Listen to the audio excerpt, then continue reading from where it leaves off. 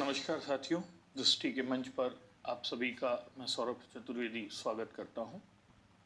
आंतरिक सुरक्षा की कक्षाओं के अंतर्गत हम आतंकवाद के विषय पर चर्चा कर रहे थे। पहले सत्र में हमने आतंकवाद की अवधारणा, आतंकवाद का इतिहास और सबसे प्रमुख तौर पर आतंकवाद के कारणों को देखा और फिर हमने ये जानने की कोशिश की कि किन कारणों से आतंकवाद का प्रसार निरंतर हो रहा है और आतंकवाद एक परराष्ट्रीय से वैश्विक समस्या बनकर उभर रहा है।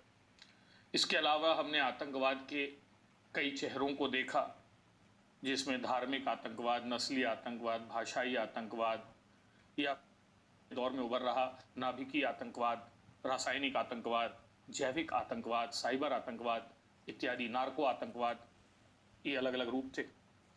जैविक आतंकवाद पर मैंने अलग से विस्तार से चर्चा भी की, क्योंकि इस समय कोविड के दौर में जैविक आतंकवाद पर बात कर रहे हैं। अमेरिका गाय बगाई आरोप लगा रहा है कि चीन एक तरीके से जैविक आतंकवाद ही फैला रहा है, जानबूझकर कोविड या कोरोना वायरस को दुनिया में डाला गया है। तो आज आतंकवाद के दूसरे हिस्से में हमें उन मुद्दों पर बात करनी है जिन पर अलग से प्रश्नों की संभावना बन सकती है। पहला हिस्सा है आतंकवाद से निपटने के लिए। हमने ये तो बताया था कि वैश्विक प्रयास क्या हुए हैं, पर आतंकवाद से निपटने के लिए कौन कौन से कानून हमारे देश में बनाए गए हैं। इसमें टाडा, पोटा और सबसे प्रमुख कानून है आजकल यूएपीए।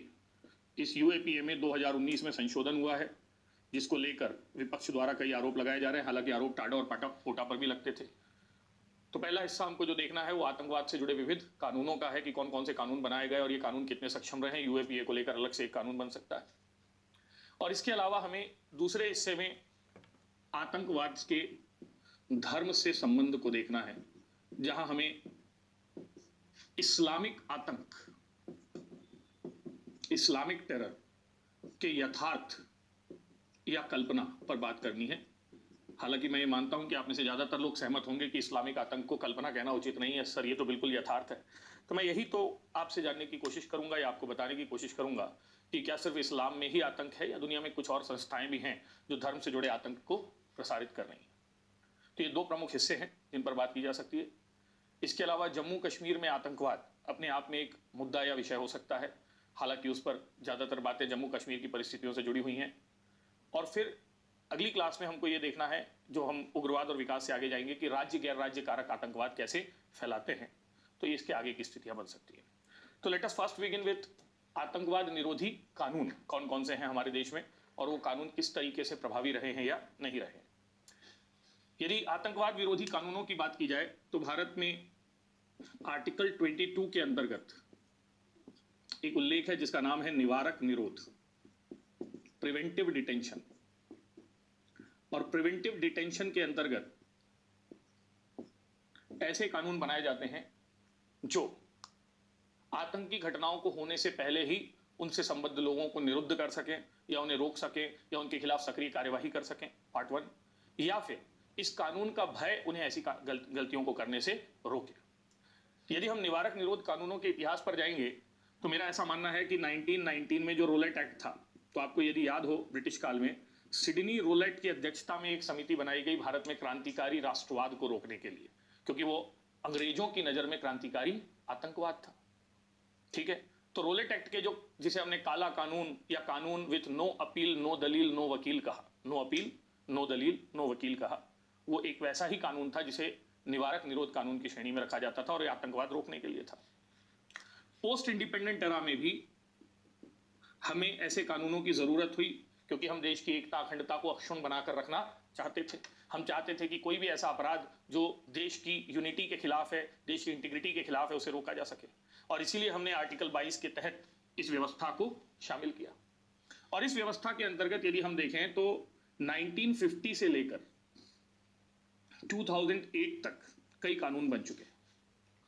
1950 में प्रिवेंटिव डिटेंशन एक्ट नाम से ही कानून बना था। ठीक है, 1970 में Misa, maintenance of internal security act नाम से कानून बना था। और इसी के कानून के तहत आपातकाल में इंदिरा गांधी ने भारत के अधिकांश नेताओं को निरुद्ध किया था। इनफैक्ट अपने लालू यादव ने अपनी बिटिया का नाम मीसा इसी कानून के नाम पर रखा था, ऐसा कहा जाता है। 1972 में कोफेपोसा एक कानून बना था, conservation of foreign exchange and prevention of securities act. ये विदेशी मुद्रा प्रतिभूतियों को बचाने का कानून था। जो आपका क्या कहेंगे मनी ड्रेन ऑफ वेल्थ होता है या कैपिटल फ्लाइट होती है, आपके देश से पूंजी बाहर जाती है, वो भी देश की सुरक्षा के लिए खतरा है। तो विदेशी पूंजी संरक्षण का कानून था, फॉरेक्स प्रोटेक्शन का कानून था, विदेशी मुद्रा संरक्षण का कानून था COFEPOSA, conservation of foreign exchange and prevention of securities act, और ये भी निवारक निरोध की श्रेणी में आता था। लेकिन मैं ये मानता हूं कि इन तीनों कानूनों के मूल में आंतरिक सुरक्षा की बात तो थी, लेकिन ये टेररिज्म पर फोकस्ड कानून नहीं थे। निवारक निरोध के, निवारक निरोध पर टेररिज्म में फोकस्ड कानून 1980s में शुरू होते हैं। ये ध्यान से समझिएगा और लिखिएगा, क्योंकि 1980 में ही भारत में आतंकवाद का पहला घटना बड़े स्तर पर पंजाब में दिखाई देता है। और पंजाब में जब आतंकवाद की बड़ी घटनाएं दिखती हैं, खालिस्तान आंदोलन भारत में बड़ा आतंकवादी आंदोलन दिखता है। नॉर्थ ईस्ट में छोटे मोटे आंदोलन चल रहे थे और वो आफ्स्पा जैसे कानूनों से मैनेज भी हो रहे थे। और फिर हमारे पास prevention of unlawful activity act पहले से था। तो भारत के पास आफ्स्पा कानून और prevention of unlawful activity act ये पहले से था, 1967 का कानून है। 80 के दशक में हमने पहला डेडिकेटेड कानून बनाया आतंकवाद पर, जिसका नाम था Tada, terrorist and disruptive activity act. Terrorist and disruptive activity act, ये कानून बना 1987 में, 1987 में ये कानून बना। इस कानून की विशेषता यह थी कि सबसे पहली बार टेररिस्ट एक्ट किसे कहा जाएगा इसको परिभाषित किया गया। और मैंने कल जब परिभाषा पढ़ाई थी तो बताया भी था कि टाडा कानून में टेररिस्ट गतिविधियों को बताया गया, जिसके तहत बम, विस्फोटकों, विध्वंसकों का प्रयोग किया जाता है और जनता को डराने की कोशिश की जाती है। डिसरप्टिव एक्टिविटीज का मतलब होता है जो पब्लिक ऑर्डर को डिस्टर्ब करें, लोक व्यवस्था को क्षति पहुंचाएं, यानी जो देश का नॉर्मल लाइफ चल रहा है उसको डिस्टर्ब करें, उसको कहते हैं डिसरप्टिव एक्टिविटी। तो टाडा कानून के तहत इन दोनों बातों को परिभाषित किया गया कि टेरर एक्ट किसको कहा जाएगा और डिसरप्टिव एक्ट को भी टेरर एक्ट की श्रेणी में लिया जाएगा। फिर इसके बाद यह कहा गया कि ऐसे केसेस में जिन पर मुकदमा चलाया जाएगा उन लोगों को स्पेशल कोर्ट्स के माध्यम से समयबद्ध सजा दिलवाने की कोशिश की जाएगी।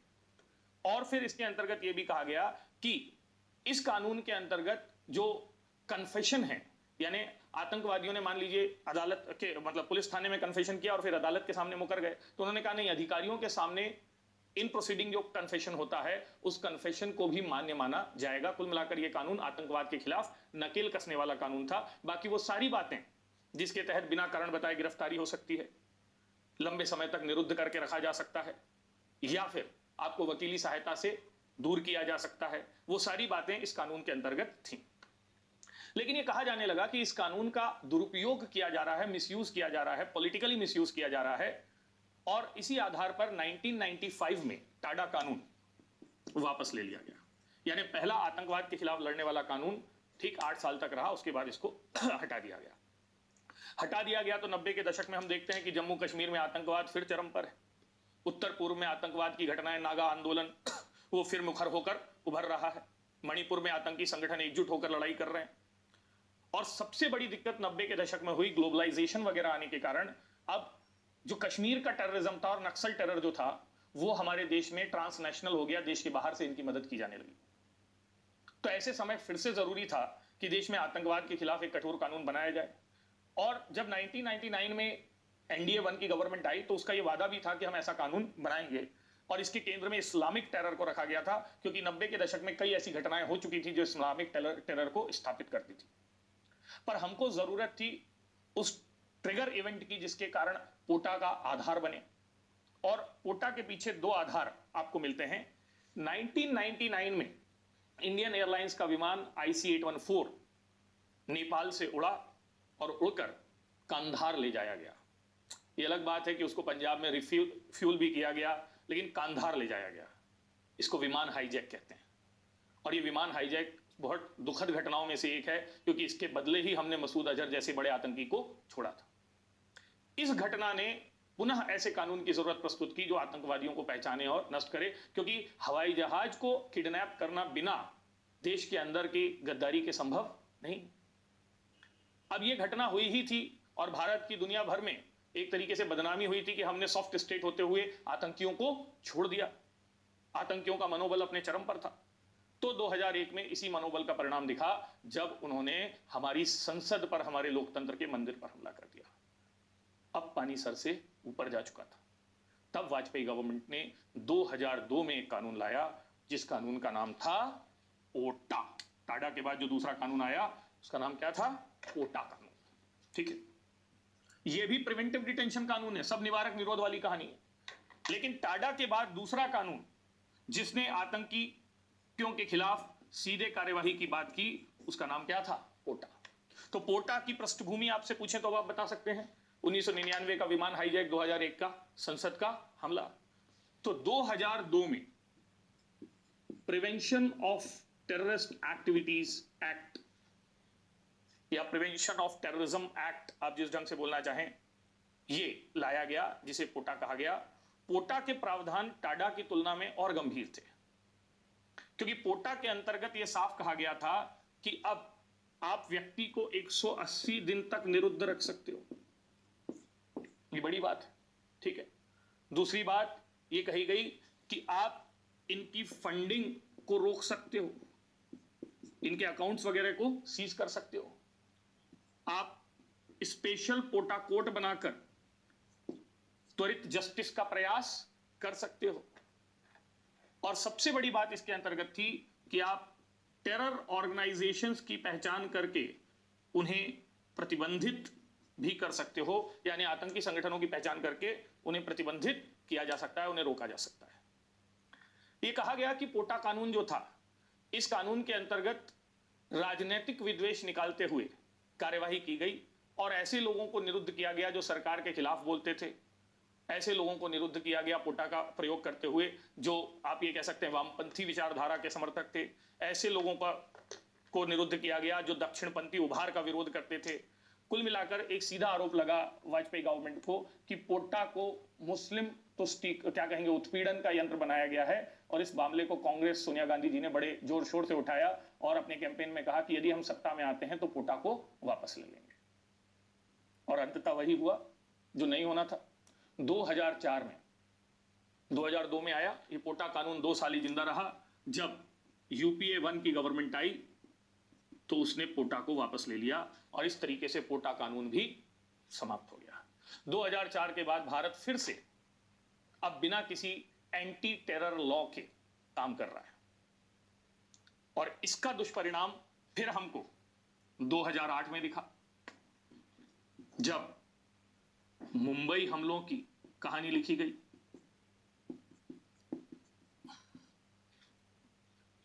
और इन मुंबई हमलों के आने के बाद अब कहा गया कि यार अब क्या करें, अब फिर से नया कानून लाएं आतंकवाद के खिलाफ, लेकिन फिर वही होगा कि इस कानून के उत्पीड़न की बातें होंगी।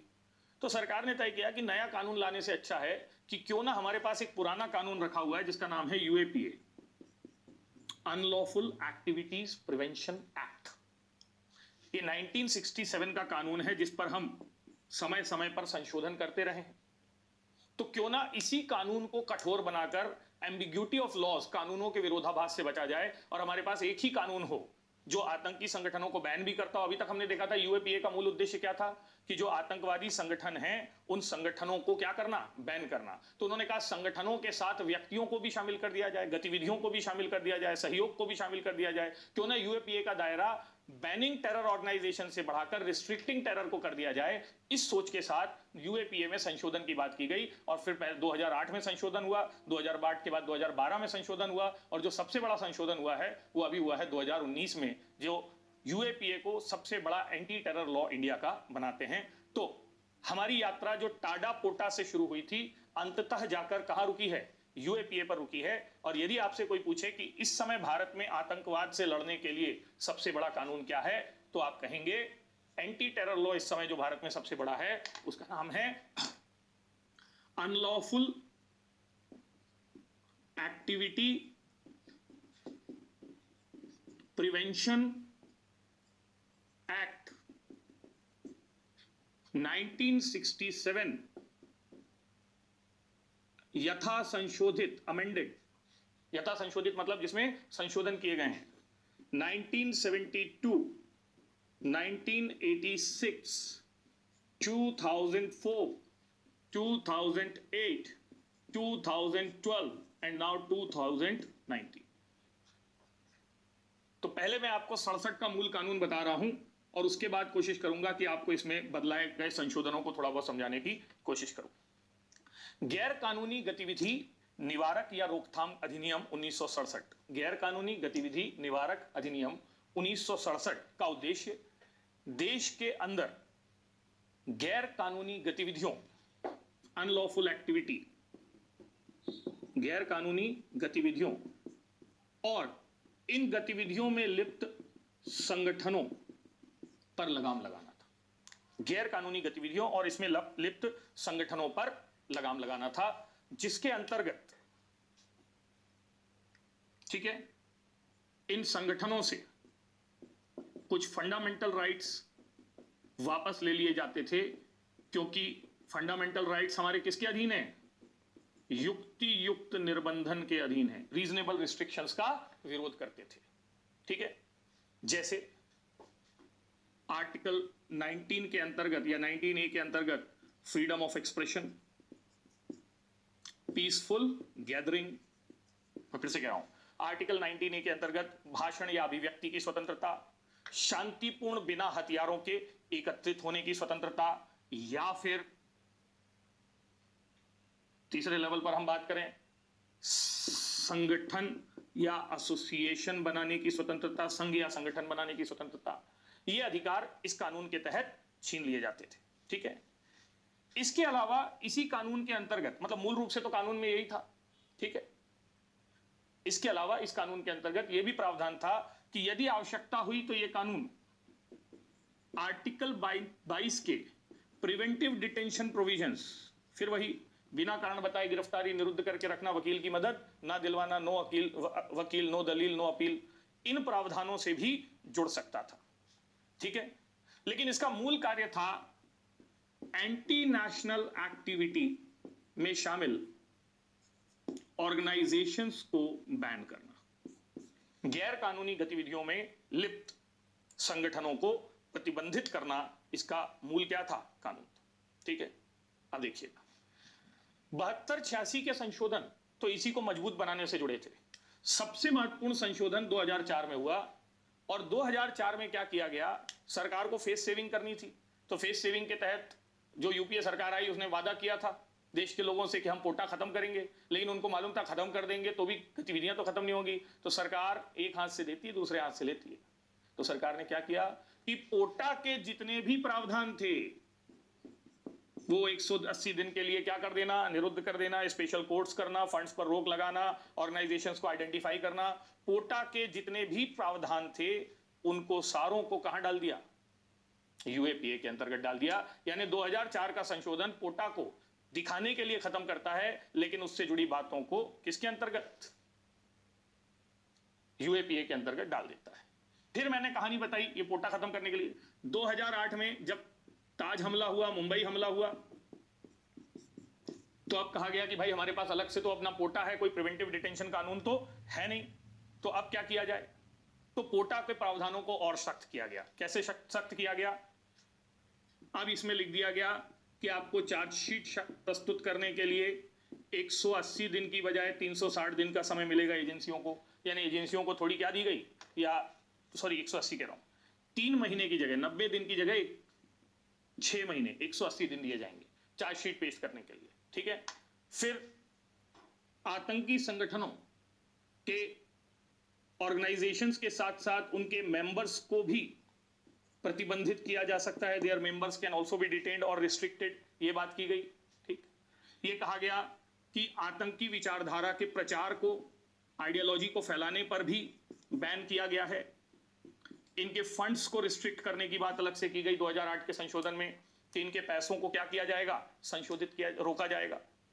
तो ये 2008 का संशोधन था। ठीक, लेकिन एक बड़ा बदलाव जो आया वो 2008 के बाद 2014-12 में आया, और 2012 का जो बदलाव था वो इसलिए महत्वपूर्ण था क्योंकि इसमें इकोनॉमिक टेरर को यूएपीए के अंतर्गत स्थान दिया गया, और इसमें यह कहा गया कि यदि आप देश की आर्थिक सुरक्षा को नुकसान पहुंचाते हैं तो यह भी टेरर एक्ट माना जाएगा। चाहे आप ये काम मनी लॉन्ड्रिंग के द्वारा करते हो, धन शोधन यानी ड्रग आर्म्स के पैसे को शुद्ध बनाकर, चाहे ये काम आप FICN fake induced currency note यानी नकली नोटों के प्रसार के द्वारा करते हो तो इसको गलत माना जाएगा, चाहे आप ये काम ड्रग आर्म्स ट्रैफिकिंग के द्वारा करते हो इसे गलत माना जाएगा। मतलब टेररिस्ट की एक्टिविटीज में इकोनॉमिक टेरर एक्टिविटीज को भी इन्होंने क्या कर दिया, इनकलकेट कर दिया। और यहीं पर इन्होंने FATF का उल्लेख भी किया कि फाइनेंशियल एक्शन टास्क फोर्स के माध्यम से टेरर फंडिंग से जुड़े लोगों की हम जानकारी जुटाएंगे और यदि आप टेरर फंडिंग में किसी भी तरीके से इन्वॉल्व पाए जाते हैं तो आपके खिलाफ कठोर कार्यवाही की जाएगी। अब कुल मिलाकर 2012 आते आते ये स्थितियां बन गई कि UAPA एक ऐसा कानून था जिसके माध्यम से सरकार जिसे चाहे जब चाहे टांग सकती थी, चाहे वो आतंकी हो या उस पर आतंकी होने का शक हो या उसके आतंकी होने की संभावना हो। अब वो नक्सलवादी हो, कश्मीर का अलगाववादी हो, नॉर्थ ईस्ट का उग्रवादी हो, सरकार जिसे चाहे UAPA के तहत कठोर कार्यवाही से जोड़ सकती थी, क्योंकि UAPA एक इतना स्ट्रॉन्ग कानून बन चुका था जिसके माध्यम से सरकार चाहे तो अपने विरोधियों को भी ठिकाने लगा सकती थी।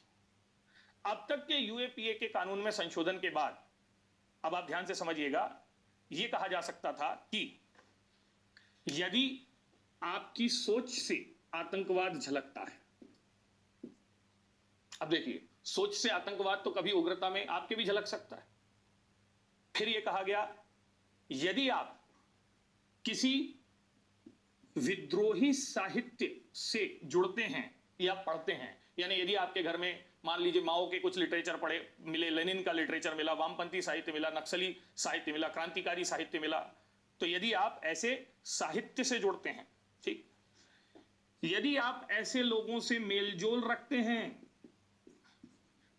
यदि आप किसी ऐसे संगठन से की मीटिंग में शामिल होते हैं, अब मान लीजिए JNU में नक्सली घटना क्या कहेंगे हत्या पर एक वो बनाया गया और कॉन्फ्रेंस आयोजित की गई जिसमें तारीफ की गई कि भाई नक्सलियों ने हत्या की और आप उसमें कहीं बैठे भी थे धोखे से, तो आप किसी ऐसे संगठन की मीटिंग में क्या होते हैं, शामिल होते हैं, या फिर ऐसे संगठन के घोषित अघोषित सदस्य बनते हैं,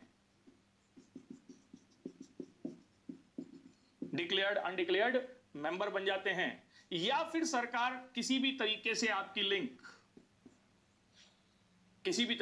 लिंक ऐसे लोगों से स्थापित कर देती है, तो फिर आपको आतंकवादी कहा जाएगा और आपके खिलाफ कार्यवाही UAPA के तहत प्रवृत्त कर दी जाएगी।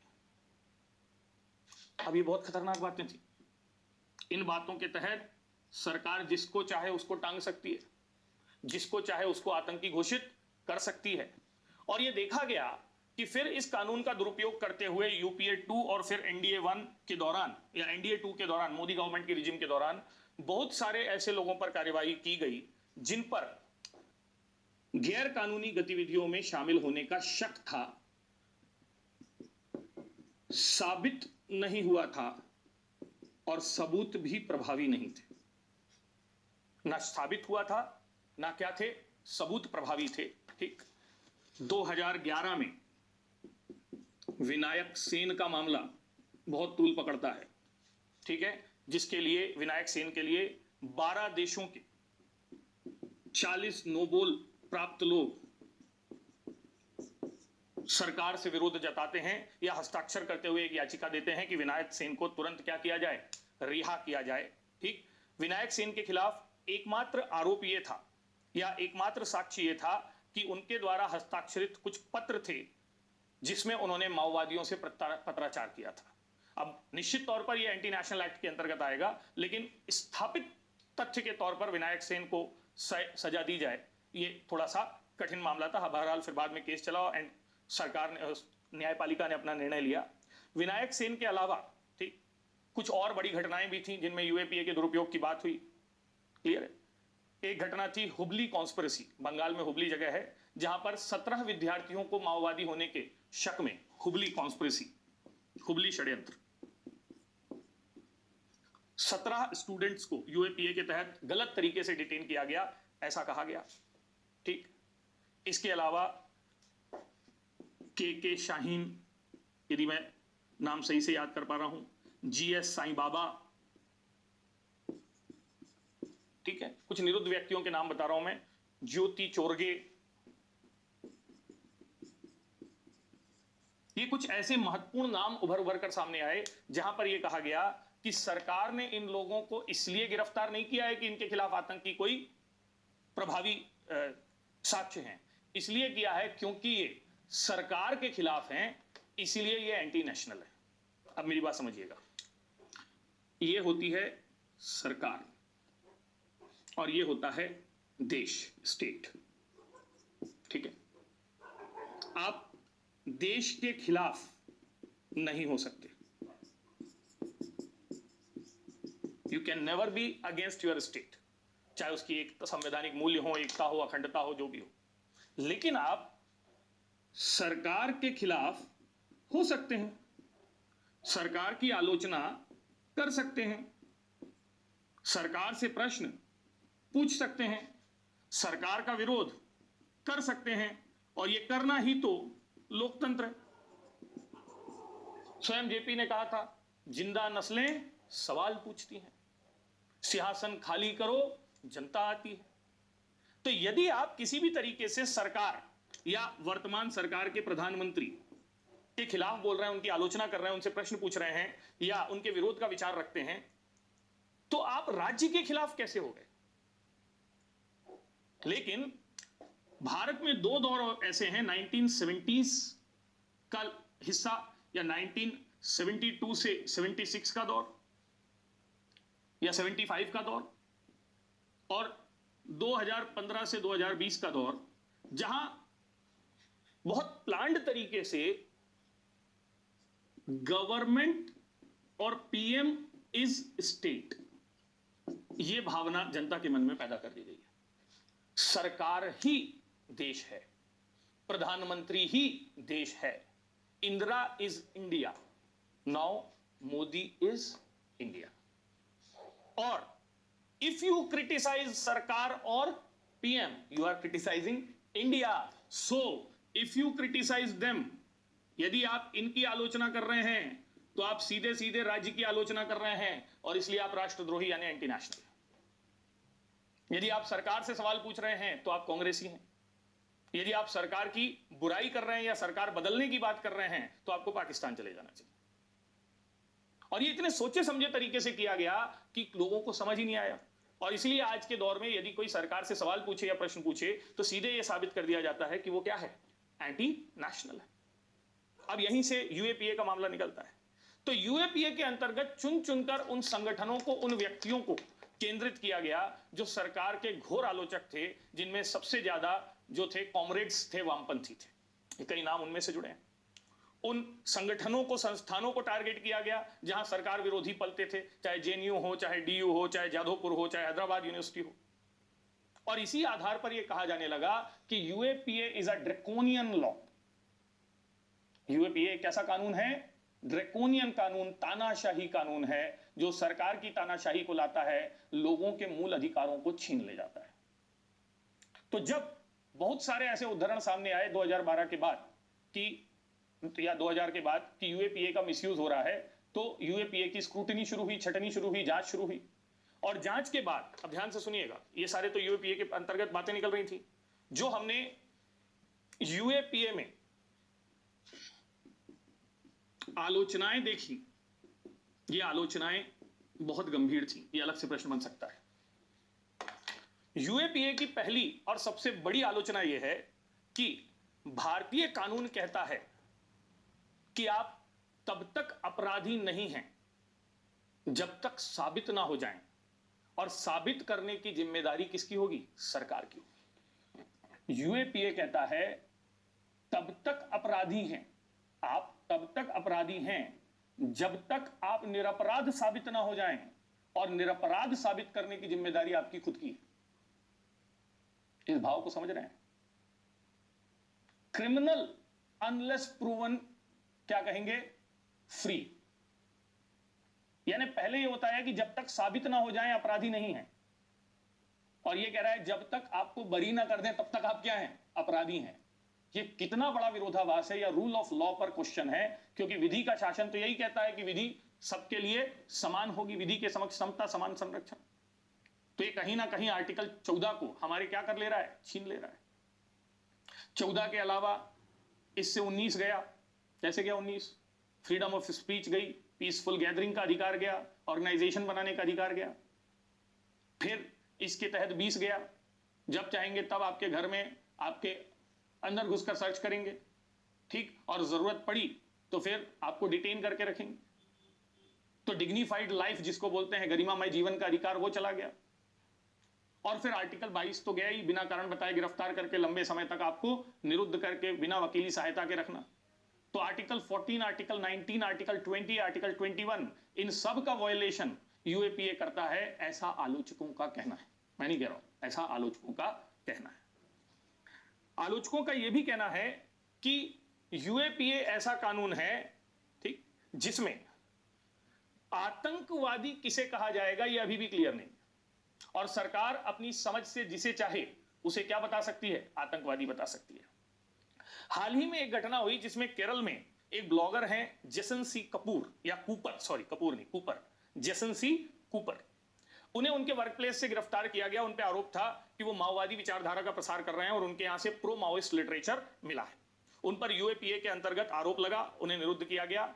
जस्टिन सी कूपर ने, या जेसन सी कूपर ने एक, क्या कहेंगे, लाइन कही जो इस समय यूएपीए के खिलाफ बहुत चर्चा में है। उन्होंने कहा, यूएपीए के प्रावधान विचारों को भी अपराधी बना देते हैं। ये विचार है, यानी आपने सोचा भी कुछ देश सरकार खिलाफ आतंकवादी, यूएपीए के प्रावधान विचारों को भी आतंकवादी बना देते हैं। यूएपीए के प्रावधान विरोध के लिए कोई जगह नहीं छोड़ते हैं। यूएपीए के प्रावधान सरकार के से सवाल पूछने का अधिकार आपसे छीन लेते हैं। और यह आलोचना गंभीर आलोचना है यूएपीए के संदर्भ में, ऐसा माना जाता है। ठीक है, 2018 की घटना है जब इन पर ऐसा आरोप लगा था। ठीक, यह कहा गया कि यूएपीए के प्रावधानों का राजनीतिक दुरुपयोग जोर शोर से हो रहा है। किसी पॉलिटिकल स्पीच को हेट स्पीच बनाकर, टेरर स्पीच बनाकर उस संगठन को बैन किया जा सकता है, उस राजनेता को बैन किया जा सकता है जिससे आपको राजनीतिक सत्ता का खतरा है।